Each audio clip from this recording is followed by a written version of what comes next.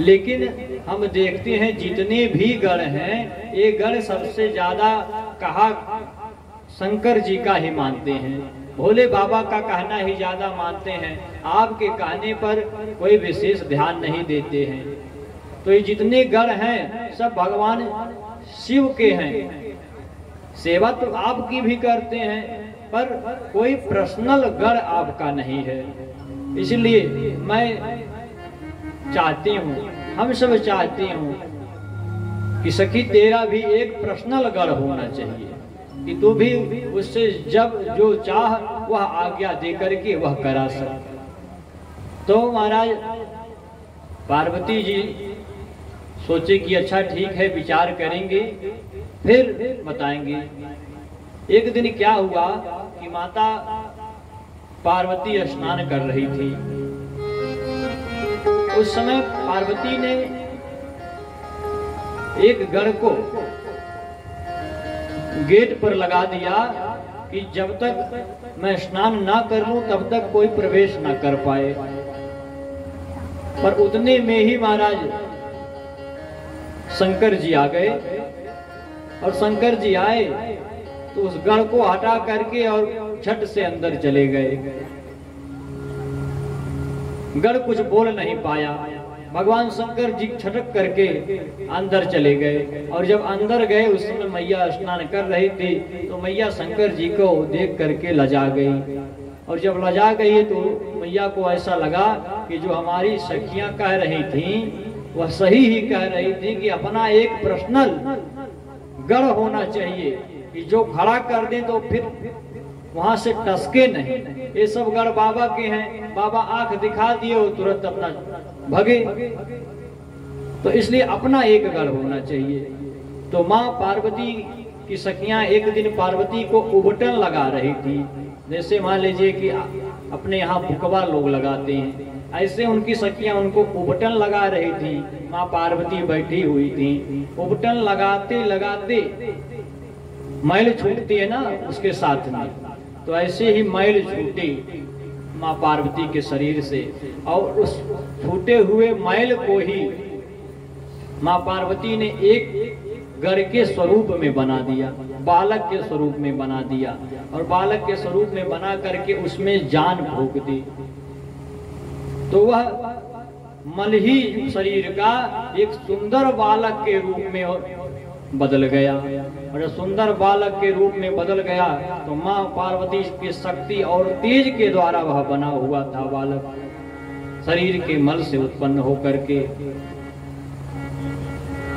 तो माँ पार्वती ने उससे कहा कि बेटा तुझे मैं उत्पन्न की हूँ, अपने शरीर के मल से तेरा निर्माण मैं स्वयं की हूँ अपने लिए, इसलिए तू मेरा निजी गण होगा। मैं जो कहूंगी उस आज्ञा का तुम पालन करना।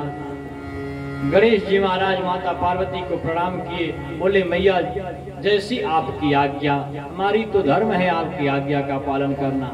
तो माँ पार्वती ने एक छड़ी गणेश जी के हाथ में दे दी और बोली यही लेकर के अब मैं जहाँ करूंगी वहीं तुम जो है तने रहना। तो एक बार महाराज मैया पार्वती फिर से स्नान करने गई और गणेश से बोली कि हे गणेश तुम दरवाजे पे जा करके इस छड़ी को लेकर के खड़े हो जाओ, और कोई भी आए महाराज, कोई भी आए तो उसको अंदर तब तक ना आने देना जब तक मैं अंदर से ना कहूं कि आ जाओ। अब उस समय शंकर जी कहीं बाहर गए हुए थे, यह सब लीला शंकर जी को पता नहीं चल पाई।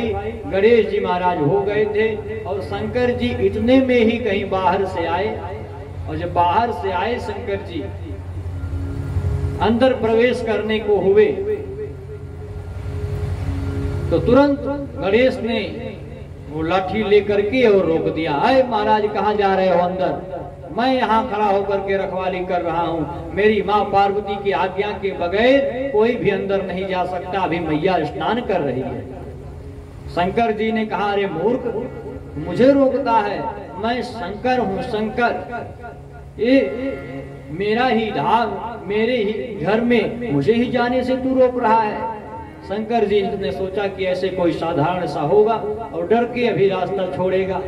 गणेश जी ने कहा महाराज आप कोई भी हो इससे हमको मतलब नहीं, मैया का तो हमारे लिए एक ही आदेश है कि मेरे आज्ञा के बगैर चाहे कोई भी हो अंदर न आ पावे। शंकर जी ने अपने गढ़ों को ललकारा कि इसकी बुद्धि ठिकाने लगाओ, ये कहां से आ गया, हटाओ इसको यहाँ से जल्दी, मुझे अंदर जाना है। अब शंकर जी के जितने भी गढ़ थे सभी गढ़ एक एक करके महाराज उस भगवान गणेश रूपी गढ़ को जो है परास्त करना चाहे, हटाना चाहे, लेकिन माँ पार्वती के द्वारा ऐसे तेज और शक्ति, ऐसा बल था गणेश जी के पास कि कोई भी गढ़ टिका नहीं। सब गढ़ मिल करके जो है युद्ध करना शुरू किए गणेश जी से, लेकिन गणेश जी महाराज अपने अस्त्र शस्त्रों से माँ पार्वती के द्वारा प्रदत्त शक्ति और बल से सभी को पछाड़ दिए, सबको पछाड़ दिए। तो फिर महाराज ब्रह्मा विष्णु इंद्र सबको पता चला कि कैलाश में तो बड़ी भारी घटना हो रही है। एक छोटा सा बालक भगवान शिव के सामने ऐसे डट गया है कि पूरा शिव जी का समाज ही परेशान हो गया, पर उससे कोई जीत नहीं पा रहा है। ब्रह्मा जी आए हैं, विष्णु जी आए हैं, इंद्र आए हैं, देवी देवता भी शंकर जी की ओर से मिलकर के और उस गणेश नामक गढ़ से युद्ध करने लगे शंकर जी की सहायता करने के लिए। पर गणेश जी ने महाराज सबको पछाड़ दिया। शंकर जी से भी युद्ध हुआ गणेश जी का, पर शंकर जी भी गणेश जी को दरवाजे से हटा नहीं पाए।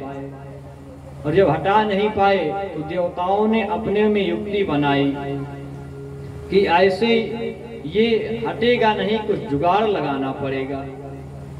सभी बार बार कोशिश किए, अरे तू कौन है, कहां से आ गया, तुझे पता नहीं कि